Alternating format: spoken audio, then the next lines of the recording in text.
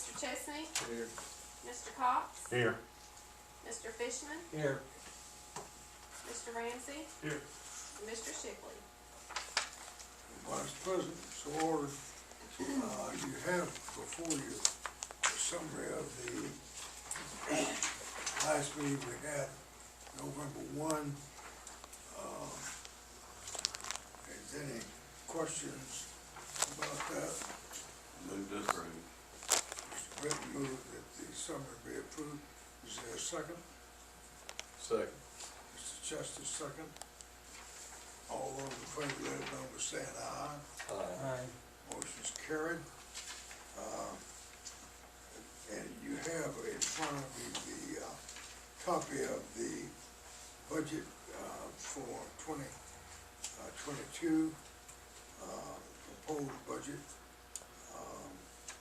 Any questions concerning that? Marshall, is this fiscal year calendar year, or is it July to June?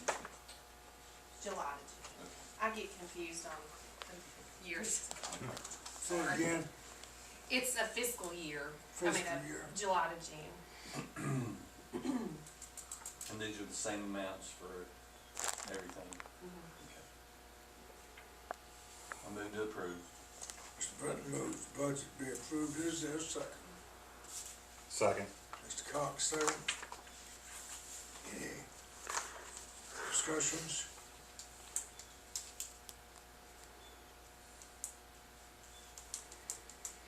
Not all those in favor, let it know by saying aye.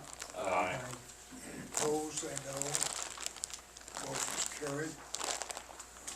Reports, City of Morristown, Mr. Cox. Well, I was not able to make last month's meeting, so I figured I'd double up this time so you would get the benefit of as if I'd been here. So, but it is the kind of time of year where we kind of look back and see what we've gotten done and look forward to see where we're headed. And there's a pretty good list of stuff that's getting done. I came in this morning on West AJ from Crescent Center to Walters Drive. That's essentially done with the exception of a little bit of paint around those islands there at the S-curve. I think it's a big improvement. We just finished paving the neighborhood streets. We got about 5 miles of neighborhood streets done this fall.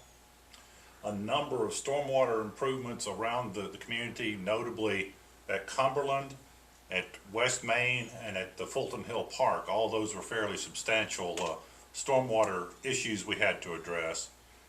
And the water line improvement downtown that will allow for improved fire flow connection for upstairs development and on Main Street should finish up this week or early next week in terms of the lines. We'll still have some pavement to go back and patch a little better, but that's a project that's gone very smoothly given the area we have to work. I think that's remarkable.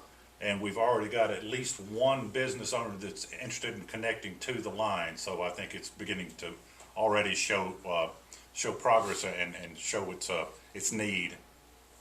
We got a lot of projects underway this winter that will be done in the spring. First is tennis courts at Fred Miller Park, or it's Loreno Park. The council has approved the contract for that. We just issued the contract. We hope to get those done close to time for opening the season. If you've been out by Walmart on the east end, you've noticed the road connection from the car wash down to Thompson Creek Road. That's coming into play. We're currently waiting on the box culverts to be delivered to the site that will allow us to cross the creek. Those segments will begin to show up this week. Within a couple of weeks, we should see some major changes in that corridor.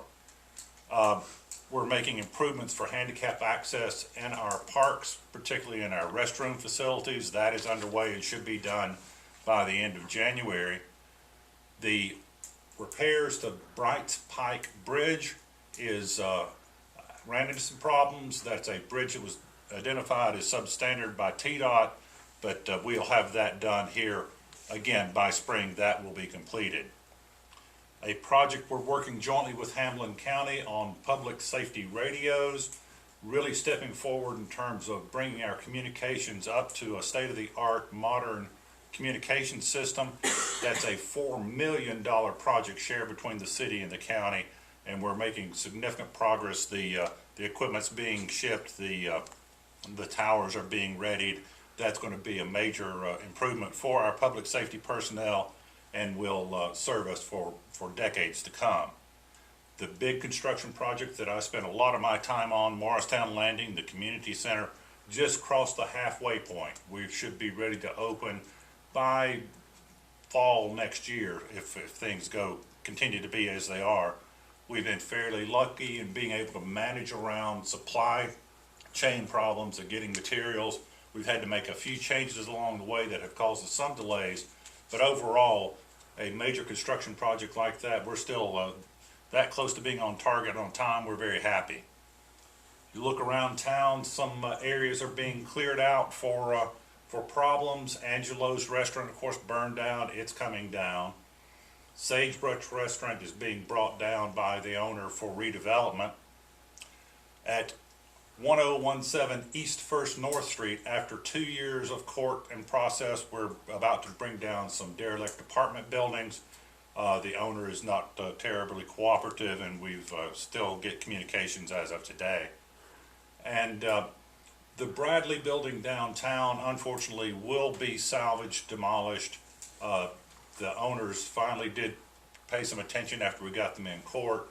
They've done some assessment, and it's not salvageable in an economic way.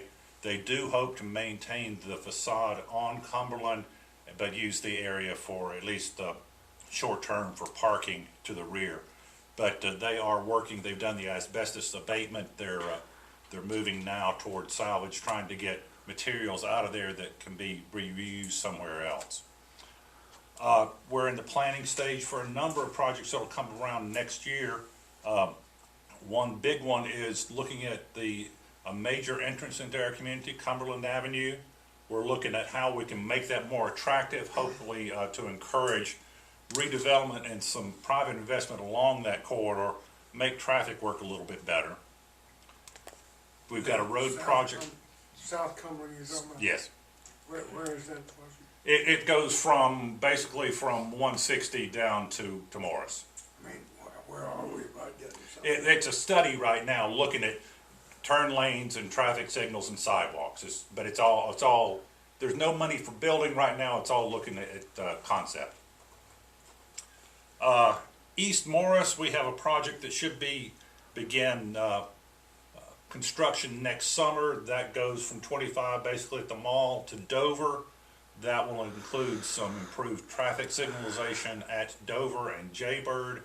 As the state finally does begin to move on 11E, we'll be ready to interface with that. At the same time, the improvements that we're planning on Thompson Creek Road, we'll probably build both of those projects at the same time next summer. So that will pick up where the new road that's coming out from the car wash back to East Morris, there beside Loreno Park.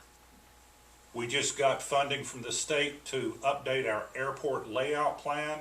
We're trying to get funding to relocate the taxiway, to reconfigure our hangar system. The state has approved the funding of that plan, and we will be working on that this coming year. Our park and rec system is working on a master plan on how we're going to develop our parks for the next decade, and we're looking forward to seeing that this summer.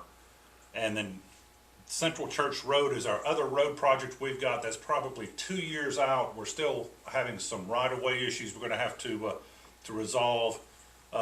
Central Church and West AJ, that intersection, we're going to put in a improved signal and a right out from Central Church. That means we've got to acquire some of that commercial property on the corner, and there's a lot of signage there. It's going to be a little more complex than a normal project.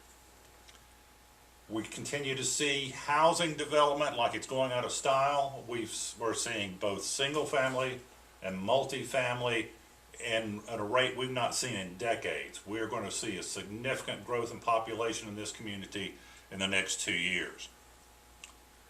I know that this group is interested in some of the state highway projects. The latest word I have on the Progress Parkway and 25 is that they will bid that project this summer. So that will improve that intersection, hopefully, before this time next year.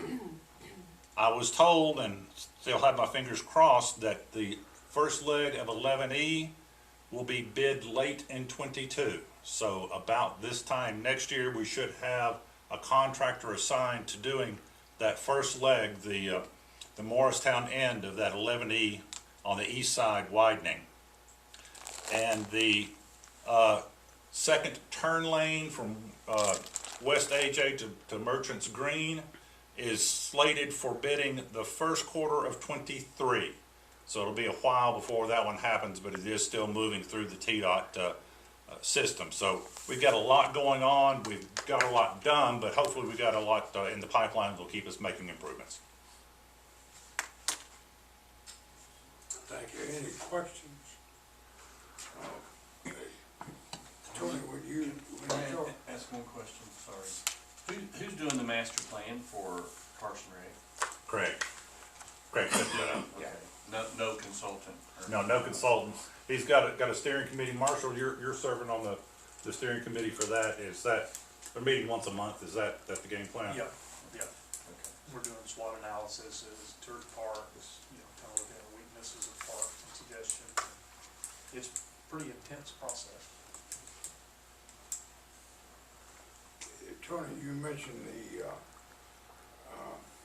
significant increase in population. As far as numbers, how many people would you possibly expect? Or let me put it this way, how many families would you anticipate? I think we're looking at another 2,000, 2,500 people just from projects we've already got approved. If you look at that, that's more growth in the coming 2 years than we had last decade. So it's definitely going to have an impact. And we know there's continues to be additional projects waiting to be approved. I think there's a lot of potential for even more than that. And what I'm really driving at, if we're going to have 2,000 to 3,000 more families move into Morristown, or being built in Morristown.